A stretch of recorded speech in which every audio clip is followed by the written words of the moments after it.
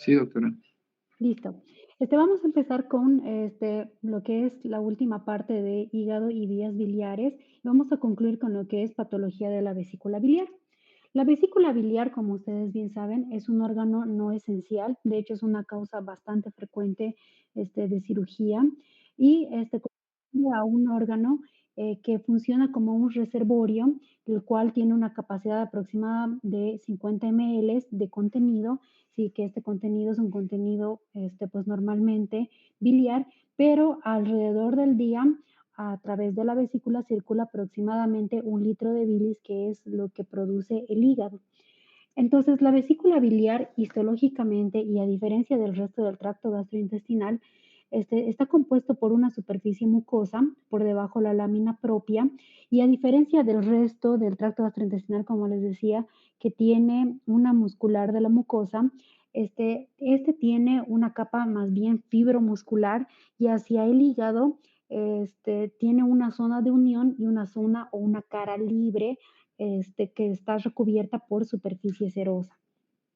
Y estos datos son, o sea, cobran relevancia cuando queremos hablar acerca de la estadificación, como vamos a ver un poco más adelante en cáncer de vesícula, ¿no? Entonces, en cuanto a las lesiones no neoplásicas de la vesícula biliar, una de las lesiones más comunes es la colelitiasis. Esta se llega a presentar como o más bien representa más del 95% de todas las enfermedades del tracto biliar.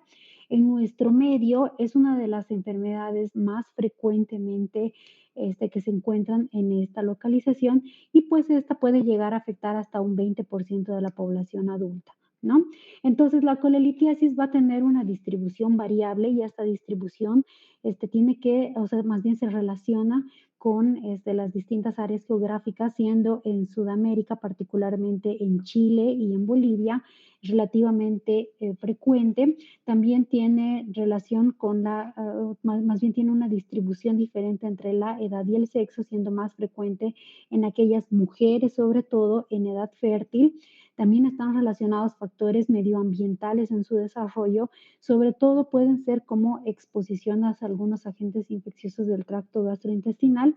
También puede estar relacionado con algunos desórdenes adquiridos o factores hereditarios que pueden llegar a favorecer en su formación, ¿no? Entonces, la mayor parte de los cálculos, o bueno, si es que bien todos los cálculos, van a estar compuestos o van a tener diferentes tipos de composición.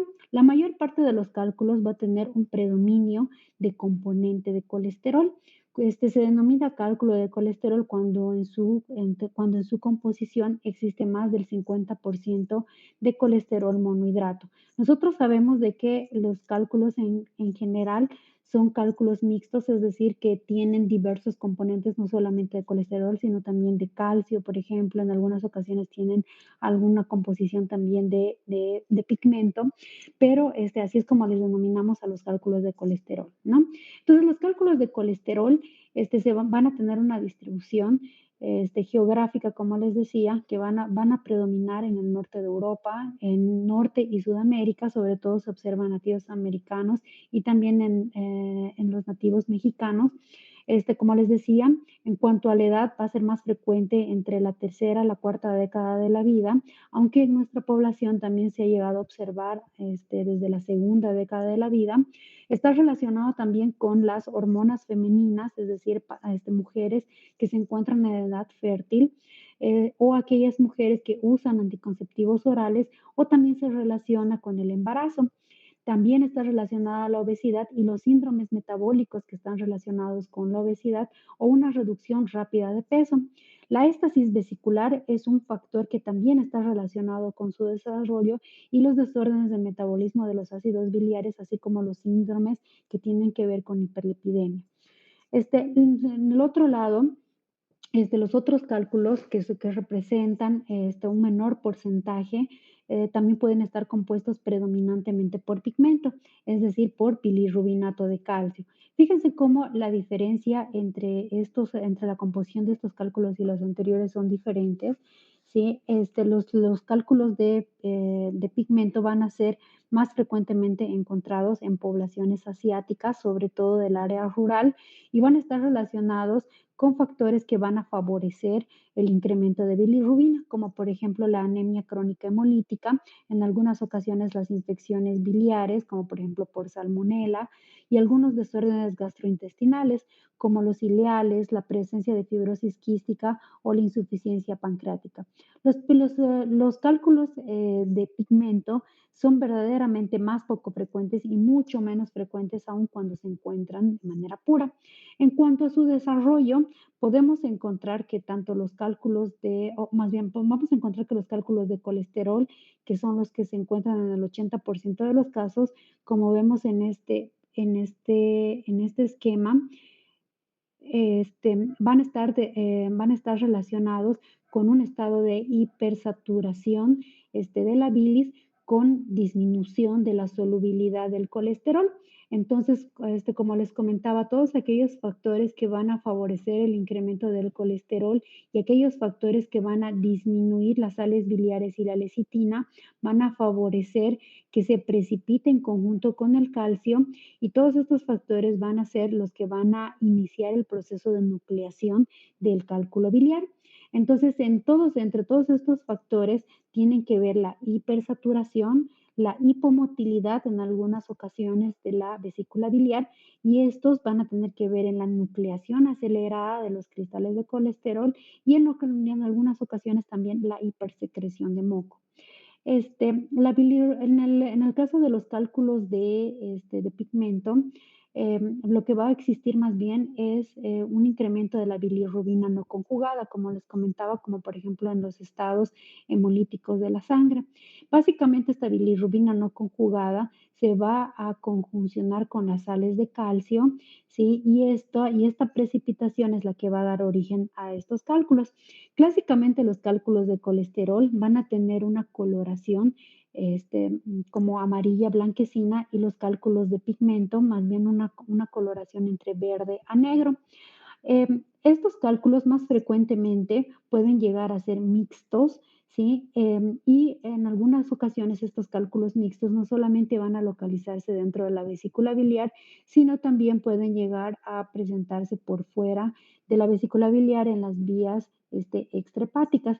En el desarrollo de estos cálculos mixtos, que pueden llegar a tener un predominio de pigmento, sí se van a ver involucrados todos los otros factores que ya les he mencionado. Ahora, morfológicamente, como les decía, van a variar. Están observando la superficie de corte de una vesícula biliar con numerosos cálculos de colesterol.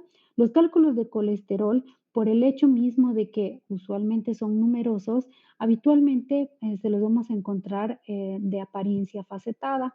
Facetadas son estas zonas como aplanadas sobre la superficie, o en algunas ocasiones también pueden tener formas diversas. Clásicamente, este tipo de cálculos en la superficie de corte tienen, o tienen esta apariencia como de nucleación alrededor de un núcleo como radiado, de donde se originan estos cálculos. Ahora, habitualmente, aquellos cálculos que son puros de colesterol también pueden llegar a relacionarse con acúmulos de colesterol en la capa de la lámina propia de la vesícula biliar.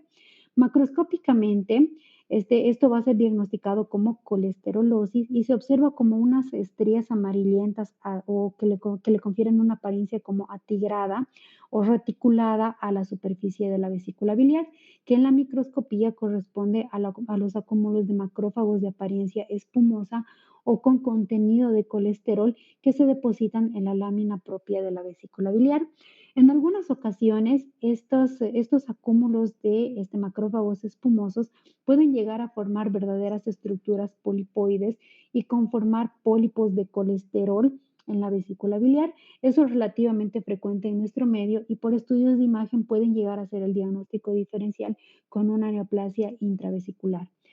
Nuevamente, continuando con la morfología, los cálculos de pigmento, fíjense que tienen una morfología totalmente diferente. Los cálculos de pigmento tienen esta apariencia clásica de color negro. Como les decía, son bastante poco frecuentes. Fíjense cómo estos cálculos normalmente no son facetados, sino más bien son de apariencia de apariencia ovalada o de formas irregulares y característicamente tienen otra consistencia. Este tipo de cálculos nosotros a simple vista o solamente por esta imagen podemos asemejarlo a una piedra. Sin embargo, los cálculos de pigmento son más bien cálculos que se deshacen en muchas ocasiones al tacto, ya que su composición es diferente a la de los cálculos de colesterol, ¿no? Entonces, la colelitiasis clínicamente, en la mayor parte de los casos, va a ser asintomática y en otros casos se va a caracterizar por tener un dolor constante en hipocondrio derecho, que en algunas ocasiones se puede llegar a referir como un dolor de tipo cólico y que usualmente va a estar relacionado con la ingesta de alimentos, sobre todo aquellos alimentos que son grasos, ¿no? Ahora, una entidad que está frecuentemente relacionada con la colelitiasis, aunque no necesariamente, es la colecistitis, que corresponde a la inflamación de la pared de la vesícula. La colecistitis, en relación a su curso de evolución, se va a clasificar como colecistitis aguda crónica o una colecistitis aguda superimpuesta a una colecistitis crónica. Básicamente lo que ocurre en una colecistitis aguda se describe como una obstrucción inicial del cuello. ¿Sí? Habitualmente, como esto está relacionado con litiasis, esta obstrucción se la asocia muy frecuentemente a la presencia de litiasis, ¿sí? Entonces, una vez que existe esta obstrucción en el cuello, existen diversos factores que van a inflamar progresivamente la superficie mucosa, que tiene que ver con la hidrólisis de lecitinas y la producción de lisolecitinas tóxicas. Va a existir una ruptura de la capa de moco de glicoproteína, que es la que protege a la superficie de la mucosa vesicular, y la exposición de la mucosa a la acción de las sales biliares va a producir una irritación en la superficie epitelial. Esta irritación va a producir la secreción de prostaglandinas y nosotros sabemos que las prostaglandinas son factores proinflamatorios, ¿sí? Que tienen que ver con la vasodilatación y estos van a producir a su vez distensión y aumento de la presión intraluminal. Este aumento de la presión intraluminal va a producir una disminución en el flujo de la sangre hacia la mucosa de la pared vesicular y nosotros sabemos que la arteria que irriga a la vesícula biliar es una arteria terminal. Por lo tanto, esta disminución del flujo sanguíneo va a ser de mucha importancia y aunado en muchos casos, porque hasta aquí todo este proceso es un proceso inflamatorio que no es infeccioso en sus periodos iniciales, pero que posteriormente puede llegar a sobreinfectarse con bacterias que se pueden llegar a localizar en esta zona. Y pues todos estos factores van a ser los que van a desencadenar la inflamación en la pared de la vesícula. Existen factores aparte de o más bien en este mecanismo patogénico, como les comentaba, la causa más importante va a ser la litiasis. Sin embargo, en un pequeño número de casos, las colecistitis agudas no van a estar relacionadas a procesos litiásicos. En la colecistitis alitiásica, que es mucho menos frecuente, van a existir algunos factores que están relacionados. Como les iba diciendo, la arteria que irriga la vesícula biliar es una arteria terminal y por lo tanto aquellos factores que van a tener que ver en el flujo sanguíneo, como por ejemplo la sepsis, la hipotensión, los traumatismos, las quemaduras, el shock, la inmunosupresión que puede llegar a afectar las arteriolopatías que caracterizan la diabetes mellitus, son factores que van a estar relacionados con el desarrollo de la colecistitis alitiásica. Entonces, estos mismos factores van a desencadenar otras alteraciones en la superficie de la mucosa que tienen que ver con la hiperviscosidad y la secreción de moco, así como la éstasis vesicular y también la acumulación de microcristales de colesterol que finalmente van a precipitar una inflamación y edema de la pared. Sí, nuevamente, como les decía, habitualmente está relacionado con múltiples factores que tienen que ver con la isquemia de la pared vesicular. Entonces, ¿cómo se ve morfológicamente una colecistitis aguda? Pues básicamente depende mucho del estadio de evolución en el que se encuentra. ¿Sí? En los estadios iniciales se va a caracterizar por un edema y por una apariencia eritematosa de la superficie mucosa. En unos estadios más avanzados, si este eritema y edema, que es lo que caracteriza la inflamación aguda, como les comentaba, puede llegar a sobreinfectarse con formación de una verdadera supuración o empiema vesicular, como estamos observando acá, que tiene tanto un componente biliar como también un componente de apariencia supurativa.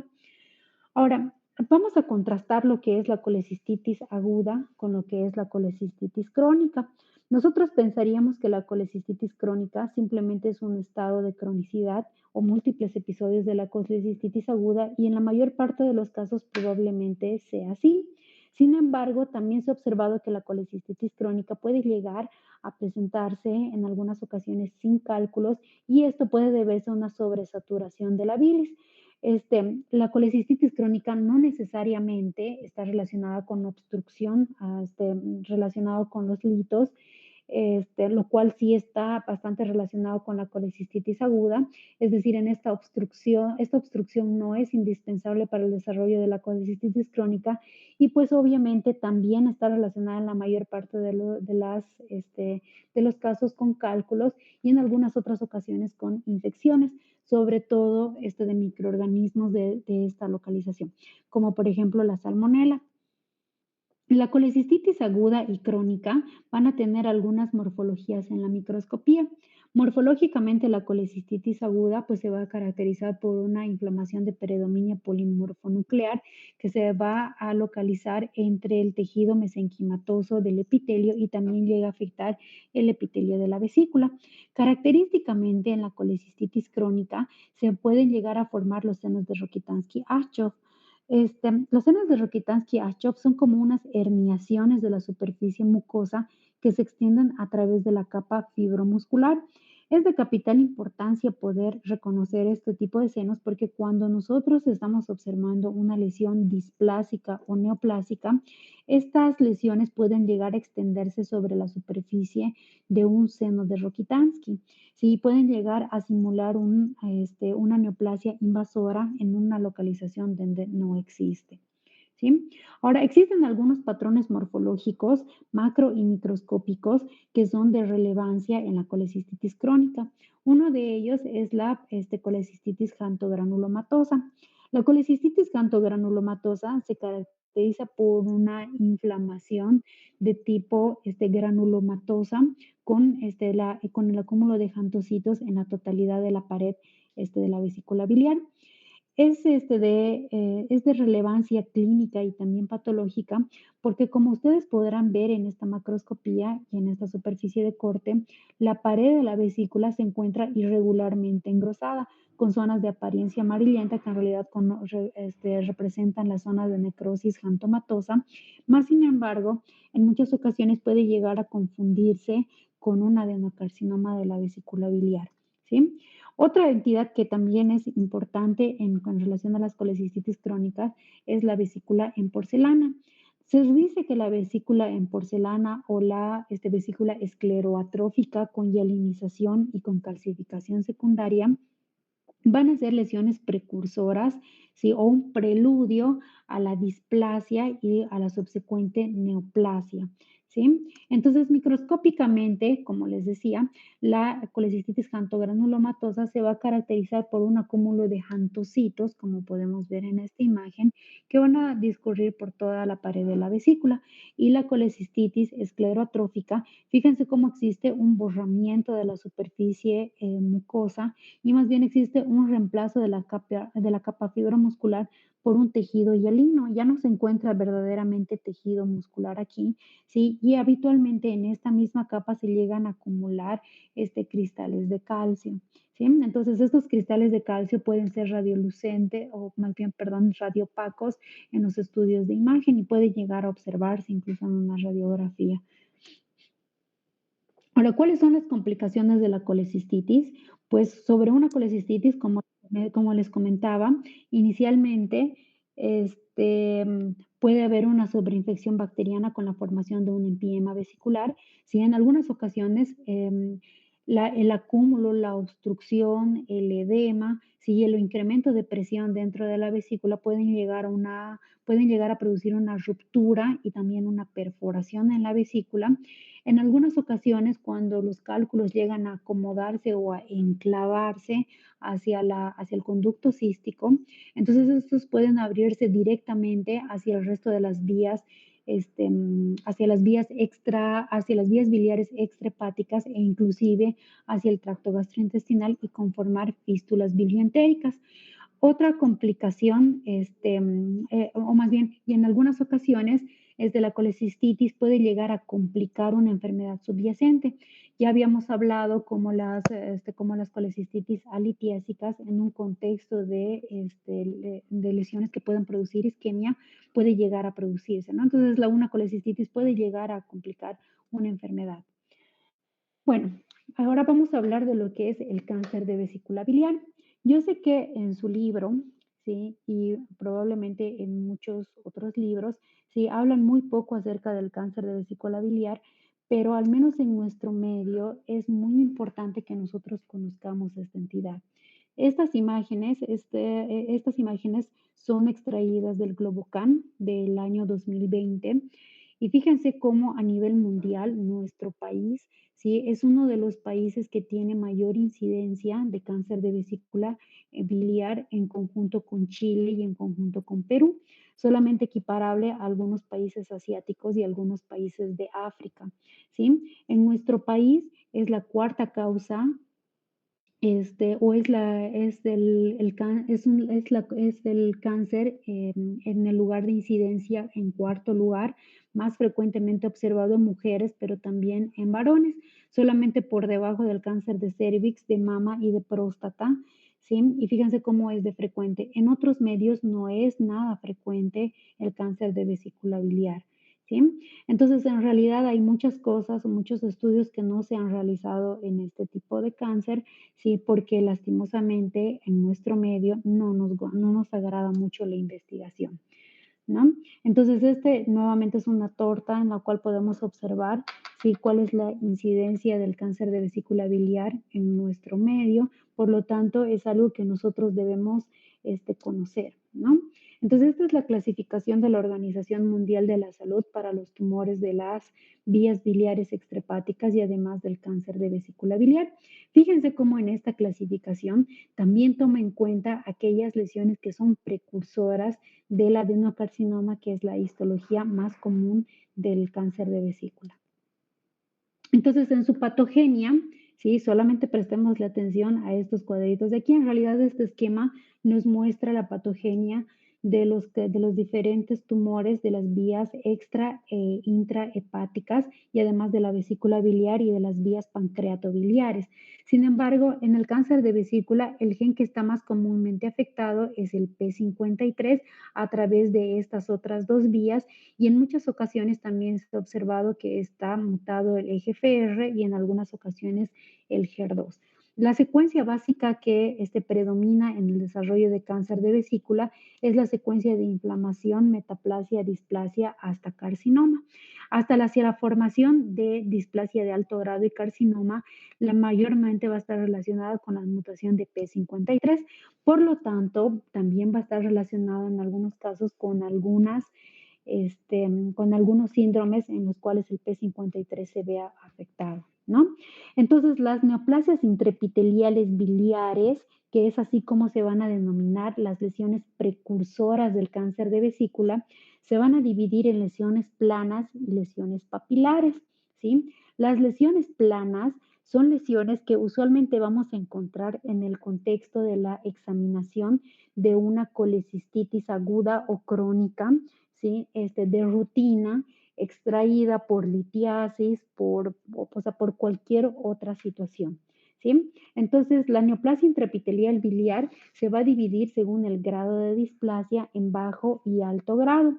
Fíjense cómo en este esquema podemos observar una imagen que corresponde a la mucosa vesicular normal, que no muestra datos de displasia, en la cual observamos las células normales, regulares, homogéneas, probablemente con cambios reactivos, y progresivamente vamos observando inicialmente un cambio que es relativamente frecuente en la mucosa biliar. Esto se denomina metaplasia pseudopilórica.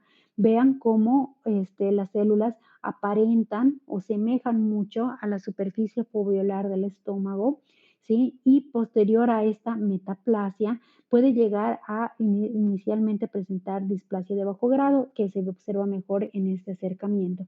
Vean cómo las células comienzan a plegarse sobre sí mismas, empiezan a presentar estratificación, hipercromasia. Es fácilmente observar desde esta distancia la presencia de nucleolos, como ven acá, y posteriormente esta displasia va aumentando, ¿no? Entonces, hasta conformar estructuras como manera de micropapilas con verdadera hipercromasia, si ya no vemos ni siquiera estas células columnares, sino vemos células poligonales, es decir, han perdido la arquitectura, la citoarquitectura, la polaridad por completo, ¿no? Entonces tenemos por este lado una displasia de bajo grado y por este otro lado una displasia de alto grado.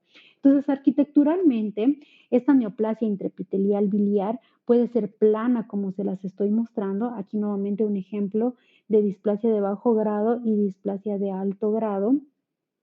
¿Sí? O en algunas ocasiones estas displasias también pueden llegar a ser papilares, ¿no? Entonces, fíjense cómo en esta lesión, que todavía no corresponde a carcinoma, pero es una lesión exofítica, ¿sí? También puede llegar a presentarse como neoplasia intraepitelial biliar, pero de tipo papilar, y al igual que el anterior, también va a llegar a presentarse con displasia de bajo y alto grado.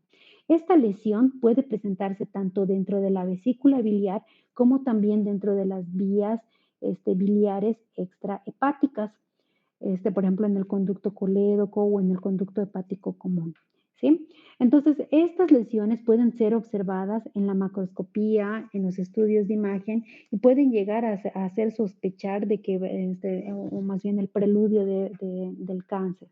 Estas lesiones usualmente son lesiones que nosotros nuevamente encontramos en el examen de rutina de las vesículas biliares y esa es la razón por la cual todas las vesículas biliares y mucho más en nuestro medio siempre deben ser examinadas por un patólogo. ¿Listo? Porque no es poco frecuente encontrar cáncer de vesícula biliar incidental. Entonces, este es un acercamiento de la lesión biliar papilar en la cual observamos nuevamente este cambio hacia una metaplasia foveolar y nuevamente observamos estas zonas de displasia de bajo grado y displasia de alto grado. Entonces vemos cómo tiene más bien una complejidad arquitectónica y fácilmente podemos decir que tiene arquitectura papilar. Entonces, nuevamente, volviendo a la clasificación de la Organización Mundial de la Salud, vemos de que existen diferentes tipos de tumores que pueden llegar a afectar a la vesícula biliar. El carcinoma más común va a ser el adenocarcinoma, aunque en muchas ocasiones puede llegar a presentarse mixto con un carcinoma escamoso. La diferenciación escamosa es algo que se observa con relativa frecuencia en las vías biliares tanto intra como extrahepáticas, ¿sí? Entonces, en cuanto a la etiopatogenia, pues el cáncer de vesícula va a estar comúnmente relacionada con la formación de litos vesiculares. Aquí, como les decía, se va a seguir la secuencia de inflamación, metaplasia, displasia hasta carcinoma. Y en muchos, también se ha observado de que sobre todo en las áreas rurales, puede estar relacionada con infección, de algunas bacterias, como en el caso de la salmonela, a través de la exposición a las aflatoxinas que tiene esta bacteria, ¿no? En algunas ocasiones también se ha observado en malformaciones pancreatobiliares. En cuanto a la presentación clínica, este tumor es un tumor usualmente asintomático o puede llegar o la sintomatología puede llegar a mezclarse, ¿sí? Con lo que es una colecistitis común vulgar y silvestre, ¿sí? El hallazgo, usualmente, como les comentaba, en la mayor parte, o más bien en muchos casos, va a estar relacionado con una colecistectomía por inflamación y puede superponerse nuevamente a una colecistitis litiásica o complicarse en conjunto con ella, ya que los tumores pueden llegar a obstruir el conducto biliar y producir una colecistitis. Nuevamente, como les comentaba, sí, en el caso del cáncer invasor va a estar relacionada con alteraciones de P53 y, pues, morfológicamente el cáncer de vesícula tiene algunas peculiaridades, ¿sí? El cáncer de vesícula puede presentarse en algunos casos, como están observando, convencionalmente como una lesión exofítica de apariencia polipoide, irregular, que fácilmente nosotros vamos a decir que es heterogénea, hemorrágica, con zonas de necrosis o en algunas ocasiones puede presentarse de esta manera, ¿sí? Cuando se presenta de esta manera, semeja mucho al carcinoma difuso del estómago o a manera, como se dice, de linitis plástica. Vean cómo parcialmente respeta la superficie mucosa y más bien engrosa el resto de la pared. Inclusive este engrosamiento de la pared puede llegar a encapsular toda la vesícula biliar y puede incluirse dentro del lecho hepático, ¿sí? Entonces, esta también es una morfología bastante habitual en lo que es el carcinoma de vesícula biliar y es por esta razón que en muchas ocasiones, por estudios ecográficos, no vamos a observar una lesión exofítica como esta, sino simplemente un engrosamiento de la pared de la vesícula biliar que se va a enmascarar por un cuadro inflamatorio, ¿no? Entonces, esta morfología en realidad es bastante frecuente y es bastante engañosa. Entonces, cuando sobre todo está muy adherido a la superficie hepática, si es que usualmente el cirujano llega a sospechar de un cáncer de vesícula biliar, ¿sí? Entonces, si ustedes recuerdan en lo que les comentaba acerca de la colecistitis granulomatosa, sí, fíjense cómo esta puede llegar a tener esa misma apariencia de la pared engrosada, como de una coloración amarillenta y pues que macroscópicamente puede llegar a simular un cáncer de vesícula, lo que es la colecistitis granulomatosa. Microscópicamente, el cáncer de vesícula biliar va a simular lo que son conductos biliares. Fíjense cómo las células son entre columnares a poligonales o columnares bajas, ¿sí? Y son células de núcleos redondos, nucleolos aparentes, sí que pueden tener, o que pueden ser bien diferenciadas o pueden llegar a tener cierta complejidad arquitectónica. Como les comentaba, en muchas ocasiones estas pueden tener metaplasia escamosa sin ningún problema. Obviamente existen algunas variantes histológicas, no es poco frecuente un adenocarcinoma mucinoso de la vesícula biliar, las variantes de células claras, inclusive hay una variante sarcomatoide, medular, ¿sí? Es decir, pueden existir diferentes morfologías del cáncer de vesícula biliar y estas pueden llegar a enmascararse, ¿sí? Con otros tumores de otras localizaciones, ¿sí? Y nuevamente es por esta razón sí, que todas las vesículas biliares deben mandarse a examinar al patólogo porque luego aparecen las metástasis o los implantes peritoneales de sitios no conocidos y luego cuando revisamos en el antecedente del paciente había sido colecistectomizado hacía algún tiempo, ¿sí? Entonces, en cuanto a la estadificación, sí, el cáncer de vesícula biliar se va a dividir en T1A cuando infiltra nada más hasta la lámina propia, T1B hasta la muscular propia, T2 cuando infiltra hacia el tejido conectivo perimuscular por debajo de la superficie serosa, T3 cuando perfora la superficie serosa o también cuando se localiza hacia la superficie hepática y T4 cuando invade estructuras subyacentes, es decir, la vena porta o también, el resto de las vías este, mm, el resto de las vías biliares extrahepáticas, ¿sí?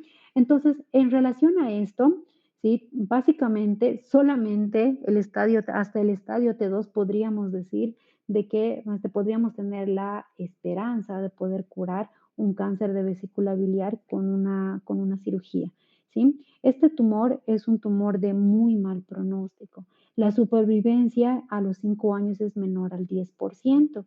Es decir, que el diagnóstico de esta enfermedad en muchos casos es un diagnóstico fatal para el paciente, ¿sí? Y esto sobre todo se debe a que como es un tumor insidioso y asintomático, ¿sí? Entonces habitualmente cuando nosotros lo encontramos se encuentra mucho más allá que un estadio T2. Eso es lo habitual en realidad, ¿sí?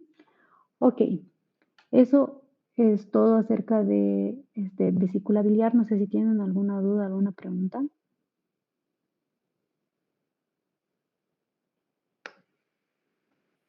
Listo, nos vemos entonces la siguiente semana. Hasta luego. Hasta luego, doctora. Gracias. Gracias, doctora. Hasta luego, doctora.